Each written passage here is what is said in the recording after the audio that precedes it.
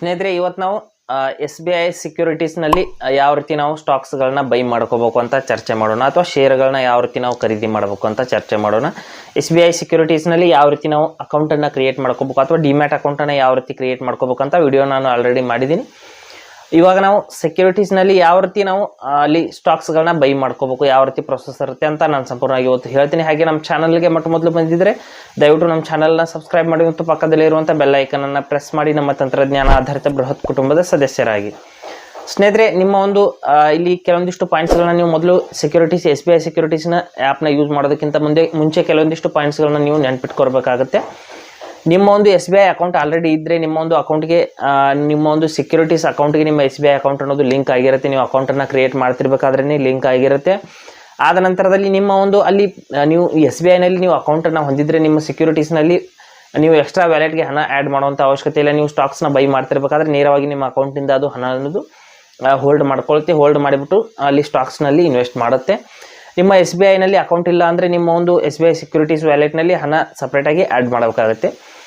ನಂತರದಲ್ಲಿ ಇನ್ನೊಂದು ಪಾಯಿಂಟ್ ಏನು ಅಂದರೆ, ನೀವು SBI ಸೆಕ್ಯೂರಿಟೀಸ್ನಲ್ಲಿ ಇರಲಿ ಅಥವಾ ಎಲ್ಲೇ ಇರಲಿ ನೀವು ಸ್ಟಾಕ್ಸ್ನಲ್ಲಿ ಇನ್ವೆಸ್ಟ್ ಮಾಡಬೇಕು ಅಂದರೆ ಯಾವ ಒಂದು ಕಂಪನಿ ಸ್ಟಾಕ್ಸ್ನಲ್ಲಿ ಇನ್ವೆಸ್ಟ್ ಮಾಡ್ತಾ ಇದ್ದೀರಾ ಅದರ ಬಗ್ಗೆ ಸಂಪೂರ್ಣವಾಗಿ ಡೀಟೇಲ್ಸ್ನ ನೀವು ಸ್ಟಡಿ ಮಾಡಿಬಿಟ್ಟು ಇನ್ವೆಸ್ಟ್ ಮಾಡಬೇಕಾಗತ್ತೆ. ಯಾಕೆಂದರೆ ಮತ್ತು ನಿಮ್ಮ ಸ್ವಂತ ಜವಾಬ್ದಾರಿ ಮೂಲಕ ನೀವು ಇನ್ವೆಸ್ಟ್ ಮಾಡಬೇಕಾಗತ್ತೆ. ಯಾಕೆಂದರೆ ಅಲ್ಲಿ ನೀವು ಹಣವನ್ನು ಲಾಸ್ ಆಗುವಂಥ ಸಾಧ್ಯತೆ ಕೂಡ ಇರುತ್ತೆ, ಆರ್ಥಿಕವಾಗಿ ಅಪಾಯವನ್ನು ಉಂಟಾಗುವಂಥ ಸಾಧ್ಯತೆ ಕೂಡ ಇರುತ್ತೆ. ಅದಕ್ಕಾಗಿ ನೀವು ಕರೆಕ್ಟಾಗಿ ಅದರ ಬಗ್ಗೆ ಅದರ ಬಗ್ಗೆ ನೀವು ಸಂಪೂರ್ಣವಾಗಿ ಸ್ಟಡಿ ಮಾಡಿಬಿಟ್ಟು ನೀವು ಆ ಒಂದು ಸ್ಟಾಕ್ಸ್ನಲ್ಲಿ ಇನ್ವೆಸ್ಟನ್ನು ಮಾಡಿ.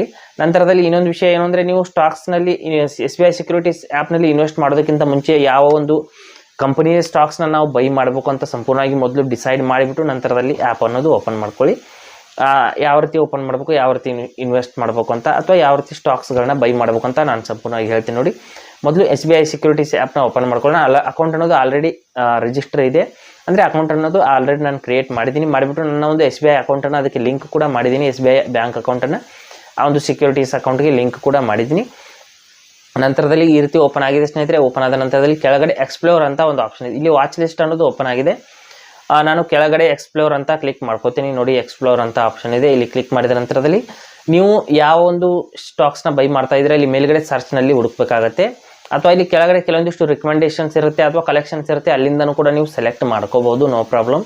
ಇಲ್ಲಿ ಮೇಲ್ಗಡೆ ಸರ್ಚ್ನಲ್ಲಿ ನೀವು ಯಾವ ಒಂದು ಸ್ಟಾಕ್ಸ್ನ ಹುಡುಕ್ತಾ ಇದ್ರೆ ಸರ್ಚ್ ಮಾಡ್ಕೊಳ್ಳಿ. ಓಕೆನಾ, ಟಾಟಾ ಅಂತ ಸರ್ಚ್ ಮಾಡಿದ್ದೀನಿ. ನಂತರದಲ್ಲಿ ಅದಕ್ಕೆ ಸಂಬಂಧಪಟ್ಟಂಥ ಎಲ್ಲ ಸ್ಟಾಕ್ಸ್ಗಳು ಬರ್ತಾ ಇದೆ. ಟಾಟಾ ಗೋಲ್ಡ್ ಅಂತ ನಾನು ಸರ್ಚ್ ಮಾಡ್ಕೋತೀನಿ. ಮಾಡಿಬಿಟ್ಟು ಅದ್ರ ಮೇಲೆ ಕ್ಲಿಕ್ ಮಾಡಿಬಿಟ್ಟು ಈ ಒಂದು ಸ್ಟಾಕ್ಸ್ನ ನಾನು ಬೈ ಮಾಡಿಬಿಟ್ಟು ನಿಮಗೆ ತೋರಿಸ್ತೀನಿ ಯಾವ ರೀತಿ ಅಂತ. ಇಲ್ಲಿ ಸೆಲೆಕ್ಟ್ ನೋಡ್ಕೊಳ್ಳಿ, ₹9.38 ನಡೀತಾ ಇದೆ. ನಂತರದಲ್ಲಿ ಇಲ್ಲಿ ಸ್ವಲ್ಪ ಕೆಳಗಡೆ ಬಂದ್ಬಿಟ್ಟು ತೋರಿಸ್ತೀನಿ ಯಾವ ರೀತಿ ನಾವು ಬೈ ಮಾಡ್ಕೋಬೇಕು ಅಂತ. ಬೈ ಅಂತ ಕ್ಲಿಕ್ ಮಾಡ್ಕೋತೀನಿ. ಕ್ಲಿಕ್ ಮಾಡಿದ ನಂತರದಲ್ಲಿ ಇಲ್ಲಿ ನೋಡಿ ಈ ರೀತಿ ಒಂದು ನೋಟಿಫಿಕೇಶನ್ ಬರ್ತಾ ಇದೆ. ಕ್ಲೋಸ್ ಮಾಡ್ಕೋತೀನಿ. ಮಾಡಿದ ನಂತರದಲ್ಲಿ ಇಲ್ಲಿ ಕ್ವಾಂಟಿಟಿ ಅಂದರೆ ಎಷ್ಟು ಷೇರುಗಳನ್ನು ನೀವು ತಗೊಳ್ತಾ ಇದ್ದೀರಾ ಅಂತ ಕೇಳ್ತಾ ಇದೆ. ಅಂದರೆ ಎಷ್ಟು ಸ್ಟಾಕ್ಸ್ಗಳನ್ನ ಬೈ ಮಾಡ್ತಾ ಇದ್ದೀರಾ ಅಂತ, ನೀವು ಎಷ್ಟು ನಿಮ್ಮ ಒಂದು ಎಷ್ಟು ಬಜೆಟ್ ಎಷ್ಟಿದೆ ಅದರ ಪ್ರಕಾರವಾಗಿ ನೀವು ಬೈ ಮಾಡ್ಕೋಬೇಕಾಗುತ್ತೆ. ಮೇಲ್ಗಡೆ ಪ್ರೈಸ್ ಕೂಡ ತೋರಿಸ್ತಾ ಇದೆ, ನೋಡ್ಬೋದು. ನಾನು 8 ಅಂತ ಸೆಲೆಕ್ಟ್ ಮಾಡಿದ್ದೀನಿ, ಕೇವಲ ತೋರಿಸೋದಕ್ಕೆ ಅಂತ ಬೈ ಮಾಡ್ತಾ ಇದ್ದೀನಿ. ನಂತರದಲ್ಲಿ ಬೈ ಅಂತ ನಾವು ಕ್ಲಿಕ್ ಮಾಡ್ಕೊಳ್ಳೋಣ. ಮೇಲ್ಗಡೆ ಆಲ್ರೆಡಿ ಡೆಲಿವರಿ ಅಂತ ಸೆಲೆಕ್ಟ್ ಆಗಿದೆ, ಡೆಲಿವರಿ ಆರ್ಡರ್ನ ನಾವು ಮಾಡ್ತಾ ಇದ್ದೀವಿ.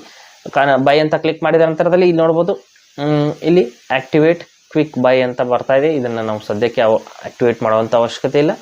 ಆ ಡೆಲಿವರಿ ಆರ್ಡರ್ನ ನಾವು ಮಾಡ್ತಾ ಇದ್ದೀವಿ. ಆರ್ಡರ್ ಟೈಪ್ ಲಿಮಿಟ್ ಅಂತ ಇದೆ, ವ್ಯಾಲಿಡಿಟಿ ಡೇ ಅಂತ ಇದೆ. ಓಕೆ, ನಾವೀಗ ಕನ್ಫರ್ಮ್ ಅಂತ ಕ್ಲಿಕ್ ಮಾಡ್ಕೊಳ್ಳೋಣ.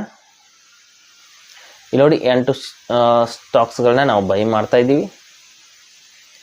ಇಲ್ಲಿ IOC GTD ಅಂತ ಎಲ್ಲ ಇರುತ್ತೆ. ನಂತರದಲ್ಲಿ ನೀವು ಬೈ ಅಂತ ಕ್ಲಿಕ್ ಮಾಡ್ಕೊಳ್ಳಿ, ಡೆಲಿವರಿ ಅಂತ ಸೆಲೆಕ್ಟ್ ಮಾಡಿಬಿಟ್ಟು ಮತ್ತೆ ಕನ್ಫರ್ಮ್ ಅಂತ ಕ್ಲಿಕ್ ಮಾಡ್ಕೊಳ್ಳಿ. ಇದೇ ರೀತಿ ಇರಲಿ, ನಾವು ಏನೋ ಚೇಂಜಸ್ ಮಾಡುವಂಥ ಅವಶ್ಯಕತೆ ಇಲ್ಲ, ಡಿಫಾಲ್ಟಾಗಿ ಅದು ಸೆಲೆಕ್ಟ್ ಮಾಡ್ಕೊಂಡಿದೆ.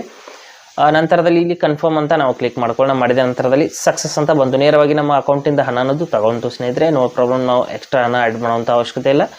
ನಮ್ಮ ಅಕೌಂಟಲ್ಲಿರುವಂಥ ಹಣವನ್ನು ಹೋಲ್ಡ್ ಮಾಡಿಬಿಟ್ಟು ಇದು ನಮ್ಮ ಒಂದು ಸ್ಟಾಕ್ಸ್ಗಳಿಗೆ ಇನ್ವೆಸ್ಟ್ ಮಾಡುತ್ತೆ. ಇಲ್ಲಿ ನೋಡ್ಬೋದು ಈ ರೀತಿ ನಮ್ಮ ಒಂದು ಆರ್ಡರ್ ಅನ್ನೋದು ಇಲ್ಲಿ ನೋಡ್ಬೋದು ಪೆಂಡಿಂಗ್ನಲ್ಲಿದೆ.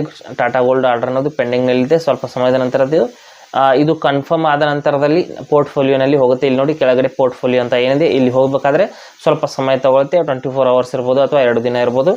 ಸಮಯ ತೊಗೊಂಡ್ಬಿಟ್ಟು ನಂತರದಲ್ಲಿ ಆರ್ಡರ್ ಅನ್ನೋದು ಅಲ್ಲಿ ಒಂದು ರೀಚ್ ಆಗುತ್ತೆ. ಪೋರ್ಟ್ಫೋಲಿಯೋನಲ್ಲಿ ಹೋದ ನಂತರದಲ್ಲಿ ನಾವು ಆ ಆರ್ಡರ್ನ ವೀಕ್ಷಣೆ ಮಾಡಬಹುದು ಮತ್ತು ಸೇಲ್ ಕೂಡ ಮಾಡ್ಬೋದು. ಹಾಗೆ ಸ್ನೇಹಿತರೆ, ಕೊಟ್ಟಿರೋ ಮಾಹಿತಿ ಸಂಪೂರ್ಣ ಮತ್ತು ನಿರೂಪಣೆ ಮಾಡಿದೆ, ಶೈಲಿ ಉತ್ತಮ ಅಂತ ಅನಿಸಿದರೆ ವಿಡಿಯೋನ ಲೈಕ್ ಮಾಡಿ ಮತ್ತು ನಿಮ್ಮ ಸ್ನೇಹಿತರಿಗೂ ಕೂಡ ಶೇರ್ ಮಾಡಿ. ಹಾಗೆ ಅದ್ರ ಬಗ್ಗೆ ಸಮಸ್ಯೆಗಳು, ಡೌಟ್ಗಳಿದ್ದರೆ ಕಮೆಂಟಲ್ಲಿ ಅವಶ್ಯವಾಗಿ ತಿಳಿಸಿ.